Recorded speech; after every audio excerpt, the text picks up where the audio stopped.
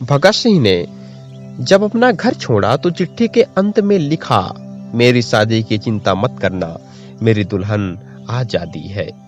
एक ओर जहां दुनिया को ये मुद्दा बड़ा गंभीर लगता था, तो दूसरी ओर हमारे युवा क्रांतिकारी इस पर खूब मजाक किया करते।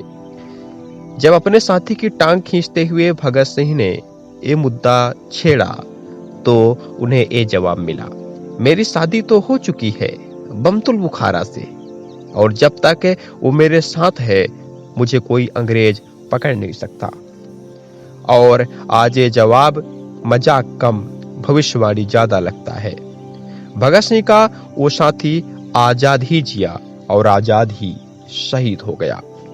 हम बात कर रहे हैं श्री चंद्रशेखर आजाद की। और बमतुल बुखारा, वे अपनी माउसर पिस्टल को कहा करते थे। आज उनकी शहादत का दिन है, इसलिए सोचा क्यों ना आज आपको असली आजाद से मिलवाएं। जानते हैं उन्हें आजाद नाम किसने दिया? 15 साल की उम्र में माता पिता ने बनारस भेजा। वे चाहते थे कि युवा चंद्रशेखर संस्कृत के बड़े विद्वान बने, लेकिन युवा चंद्रशेखर को शुरू से आजादी प्यारी थी। छोटी उम्र में ही गांधी जी के असहयोग आंदोलन का हिस्सा बन गए और आंदोलन के लिए जेल भी गए। जब मजिस्ट्रेट के सामने पेशी हुई तो मजिस्ट्रेट ने पूछा, तुम्हारा नाम क्या है, किसके बेटे हो तुम, घर कहाँ है तुम्हारा? तो युवा चंद्रशेखर ने कहा, मेरा नाम आजाद है, बाप का नाम स्वाधीनता है और मेरा घर है जेल खाना। इस तेवर को देख मजिस्ट्रेट ने उन्हें 15 कोड़ों की सजा दी। उन्होंने खुशी से स्वीकार की और इसी दिन के बाद से वे आजाद कहलाए जाने लगे। पर धोखा मत खा जाइएगा, आजाद हमेशा इतने गंभीर नहीं रहते थे। अगर आप HSRA उनकी संस्था के साथी शिव वर्मा, भगवान दास, माहौर व मनमथ नाथ गुप्ता से पूछेंगे तो वो आपको अंदर की बात बताएंगे। आजाद बहुत ही मिलनसार व्यक्ति थे। गंभीर परिस्थितियों में अक्सर चुटकुले मारा करते, साथ ही इतनी आत्मीयता से बात करते कि सभी साथियों के माता पिता उन्हें अपना बड़ा बेटा मानते। और हो भी क्यों ना। जब HSRA के युवा साथी 16 से 17 साल के थे, तब आजाद 20 वर्ष के थे। वो आजाद ही थे जिसने सभी नए क्रांतिकारियों को ट्रेनिंग दी और बड़े भाई की तरह ख्याल रखा। सिर्फ इतना ही नहीं, नियमित रूप से साथियों के माता पिता से मिलते भी थे आजाद। लगातार ध्यान रखते कि उन्हें क्रांतिकारी गतिविधियों के बारे में भनक भी न लगे और उनकी चिंता न बढ़ जाए।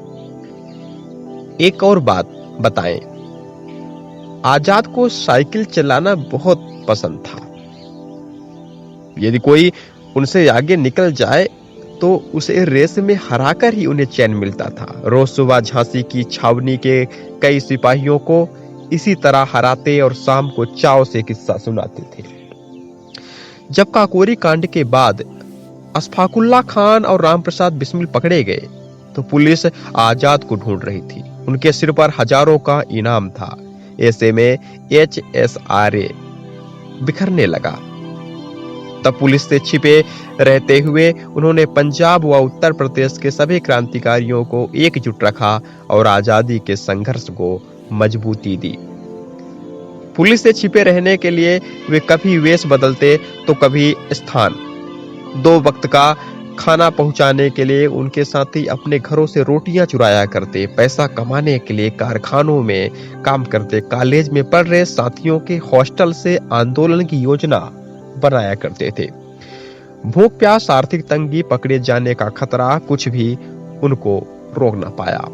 25 साल की उम्र में जब प्रयागराज के अल्फ्रेड पार्क में उन्होंने खुद को अंग्रेजों से घिरा पाया तो 27 फरवरी 1931 को उन्होंने अपनी आजादी त्यागने की जगह मौत चुना। उनकी बमतुला बुखारा ने अपना वादा पूरा किया। तब से लेकर अब तक भारत ने लगभग 100 वर्षों का सफर तय कर लिया है। देश की आबादी 27 करोड़ से बढ़कर 143 करोड़ तक पहुंच चुकी है। साक्षरता दर 9% से बढ़कर 77% तक पहुंच चुकी है और आयु 25 साल के से बढ़कर 70 साल तक पहुंच चुकी है। अन्य कई मानदंडों में देश की बेहतरी हुई है। बस एक कमी है, अब आजाद जैसे युवा पैदा नहीं होते। बाहरी विकास की दौड़ में हम अपने आंतरिक बल को खो बैठे हैं। आज क्लाइमेट चेंज की तबाही दस्तक दे रही है। अंधविश्वास फिर से जड़ मजबूत कर रहा है। मानसिक रोग व अवसाद चरम पर है और मुख्य धारा में आचार प्रशांत के अलावा कोई आवाज इन मुद्दों को उठाते दिखाई नहीं देता। हमारे भीतर के आजाद को जगाने के लिए आचार प्रशांत दिन रात संघर्षरत हैं। समय रहते आगे आए, संस्था का सहयोग करें। आचार्य जी के मिशन को आगे बढ़ाने हेतु जितना हो सके यथासंभव सहयोग करें।